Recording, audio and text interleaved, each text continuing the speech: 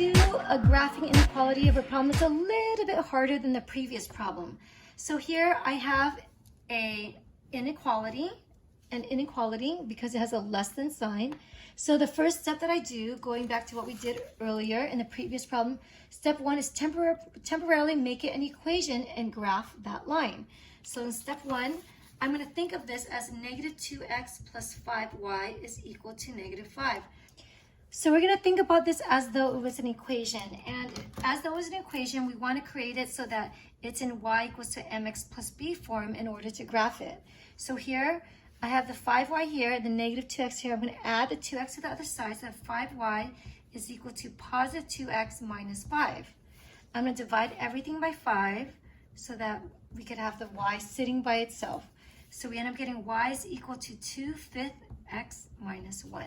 So now this equation here is now in slope-intercept form, so I can now know what the slope is and the y-intercept. So the y-intercept is negative 1. So hopefully I didn't go too fast for you, but if I did, you can slow it down. But this is also in the previous chapter regarding how do you graph a line, right? So the slope is negative 1. I'm sorry, the y-intercept is negative 1. So I put a dot there. And then the slope is 2 over 5. So that means I'm going to go up 2 to the right 5. So I'm going to go up 2 to the right 5. So here's my second dot. So again, the slope tells you the steepness of the line. In other words, it gives you the second point from the first point. So the first point is negative 1 at the y-intercept. Slope is up 2 to the right 5. So I'm going to go ahead and draw my line, connecting these two. And before I draw my line, so I'm just going to do it lightly right here.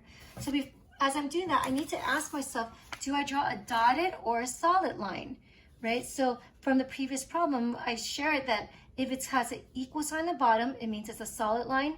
If there's no equal sign, if it's strictly greater or less than, then you're going to put a dotted line to represent that the solution does not include the line itself. The line is just a boundary, but the line is not included in the solution.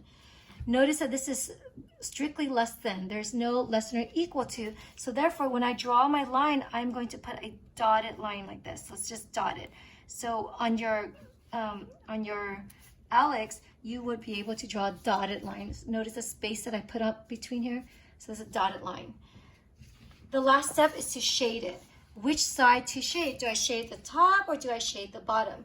Well, what you're going to do is you're going to test points to see whether you get a true or false when you test those points.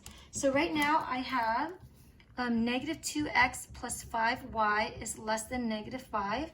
And I mentioned before that my favorite point to plot is 0, 0 because it's the easiest point, 0, 0. So this is my x and my y. 0, 0 lies above the line. So I'm going to plug 0, 0 in here. If I get a true statement, then I know that 0, 0 is part of the solution and so is everything on top of the line. If I get a false statement, then I know that 0, 0 is not part of the solution and I would shade the bottom of the line. So let's plug 0, 0 in here. So negative 2 times 0 plus 5 times 0, is this less than negative 5? Question mark. So negative 2 times 0 is just 0, plus 5 times 0 is just 0. 0 plus 0 is just 0. Is 0 less than negative 5? And the answer is no. 0 is not less than negative 5. So this is a false statement. That means that 0, 0 is not a solution to this inequality. So everything above the line is not a solution. And therefore, if the things on top of the line are not a solution, then that means the solution is the bottom of the line, below the line. So if you want to make sure, just to double check, just pick any point bottom of the line to make sure it's correct. So I'm going to just pick, say, here. This is below the line, right? This is down here, and this is 10, 0. I'm going to test this. I'm going to plug it in here, and I'm going to hope that this is a true statement because I'm thinking that this is a true solution, right? So I'm going to plug 10 in here. When I plug 10 in here, I get negative 2 times 10 plus 5 times 0. Is this less than negative 5? Question mark, because this is x and this is y. So I get negative 20. This just becomes 0. Is negative 20 less than negative 5? It sure is. So this is a true answer. So therefore, I know that 10, 0 is part of the solution, and that's why it's in the shaded zone.